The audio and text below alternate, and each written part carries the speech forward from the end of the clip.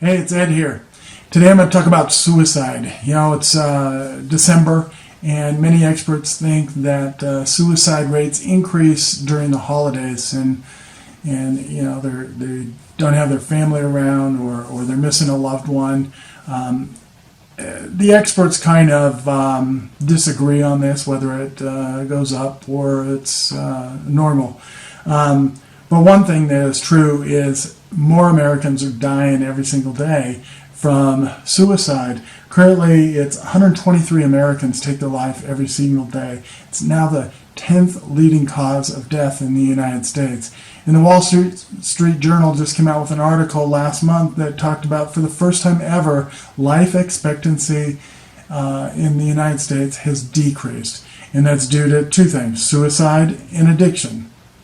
And we've talked about the death rate for addiction, but imagine this: there's 72,000 Americans die every day from a drug overdose, and then there's 44,000 Americans die every year from suicide. 197 people die from addiction every day.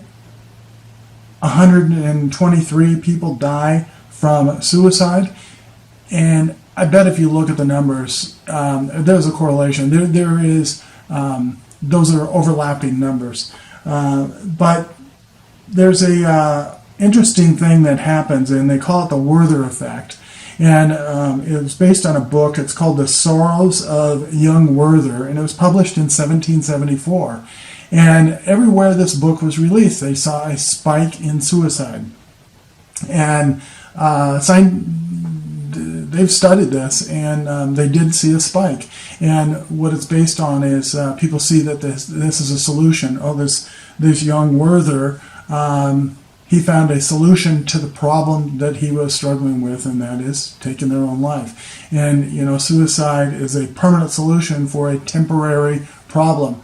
But unfortunately, when you're in the midst of despair, you don't see it as a temporary problem. And they were concerned about the Netflix series called 13 Reasons Why, for the same reasons as the Werther effect. They were concerned that suicides would spike, and I haven't seen the numbers yet, so I don't know if it did or didn't, and maybe too early to tell. But they do have a disclaimer in the beginning, suicide hotline and information about suicide and resources. And the thing that we need to do is we need to give people better tools to deal with their depression and the struggles that they're going through.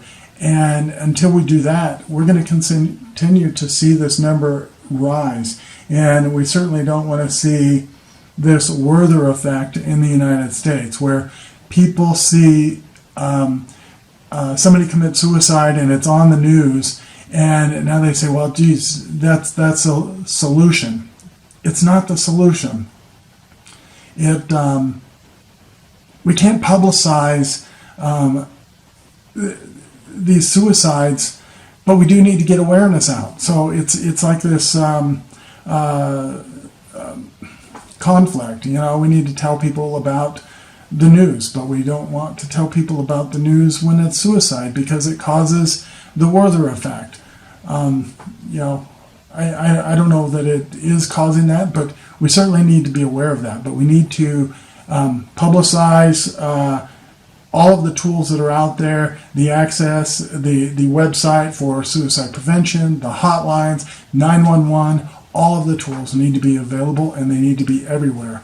When someone is in that moment of despair, they need to be able to reach out instantly and get in contact with someone who's going to be there for them, walk them through it so they don't take their own life, and that they get the help that they need.